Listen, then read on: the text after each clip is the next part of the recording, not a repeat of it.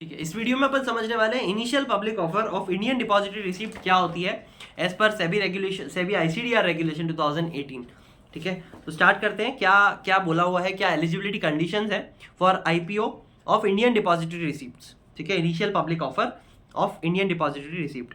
The provision of this chapter shall apply to an issue of of Indian depository receipt hereinafter referred to IDR। ठीक है, अब इसको अपन IDR बोलेंगे, Indian depository receipt is equal to IDR, made in terms of the Company Act 2013 and Companies Regulation of Foreign Companies Rule 2014.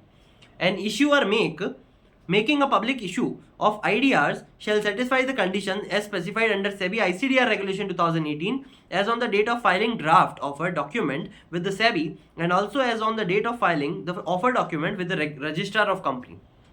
ठीक है, अपन को पता ही है आईसीडीआर एक ऐसी रेगुलेशन है जो कोई भी आईपीओ या एफपीओ वगैरह निकालता है कोई भी कंपनी, तो उसको ये सारी चीज़ों का फॉलो करना अनिवार्य हो जाता है। ये सारी चीज़ें आपको भारी भारी चीज़ें आईसीडीआर और एलओडीआर वगैरह काफ़ी सारे रेगुलेशंस है कंपनी के ऊपर जो उनको फॉलो करना कंपलसरी है। ठीक है, तो ही आप कर सकते हैं।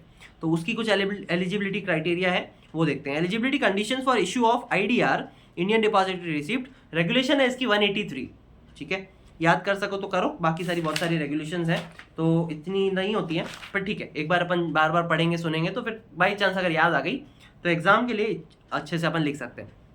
Eligibility condition for issue of IDR regulation 183, an issuer shall be eligible to make an issue of IDRs only if the issuing company is listed in its home country for at least 3 immediately preceding year. The issuer is not prohibited to issue securities on by any regulatory body। ठीक है, the issuer is not prohibited, कोई भी तरीके से उसको prohibition नहीं होना चाहिए। ठीक है, प्रोहिबिशन कब होगा, जब वो कोई क्या बोलते हैं वो करेगा प्रोविजन की वो करेगा, नॉन कंप्लायंसेस करता है वगैरह करता है तो उसको प्रोहिबिशन मिलता है सिक्योरिटीज पे, तो वो नहीं होना चाहिए। और होम कंट्री में the issuing company is listed in its home country for at least 3 immediately preceding years। जो भी उसकी होम कंट्री रहेगी वो for at least 3 immediately preceding year वो होनी चाहिए, लिस्टेड होनी चाहिए।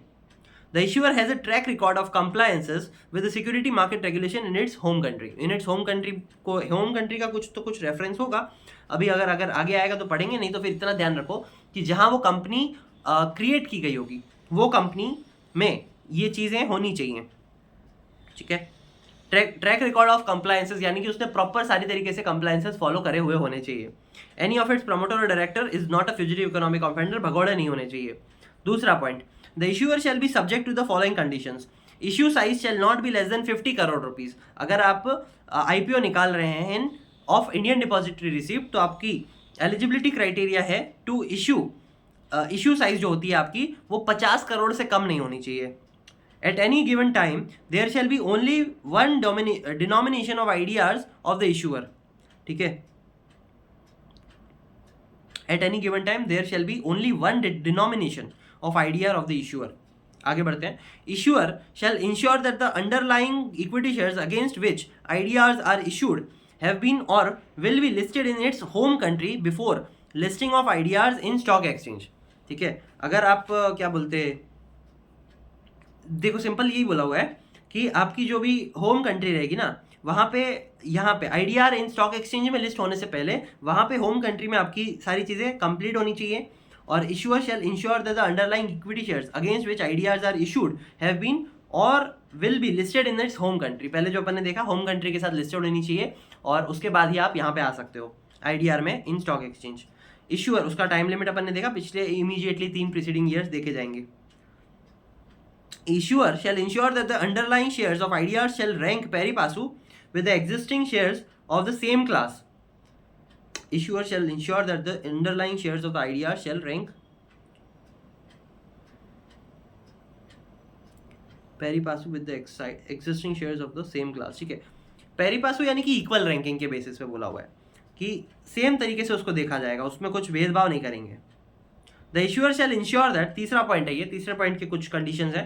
The issuer shall ensure that it has made an application to one or more stock exchange to seek its in principle approval। आपको compulsory हर जगह पे लेना पड़ता है। इन प्रिंसिपल अप्रूवल ऐसी होती है कि अगर आपने सीनियर के पास से वो ले ली है, क्या बोलते हैं, सीनियर के पास से मतलब देखो ऐसे बोला कि अगर जूनियर ने हाँ बोल दिया, सीनियर ने ना बोल दिया, तो जूनियर की जो हाँ होगी ना वो भी मना ही मानी जाएगी। यानी कि इन एक प्रिंसिपल के आधार पे अगर इसकी हाँ या ना डिपेंड करती है तो that is in principle approval, तो वो आपने लेना कंपलसरी है। यानी कि दोनों को अपन को सेटिस्फाई करना है। अगर प्रिंसिपल ने हाँ बोल दिया तो फिर इसकी भी हाँ है, प्रिंसिपल ने मना कर दिया तो इसकी हाँ भी होगी ना, तो भी मना मान ली जाएगी।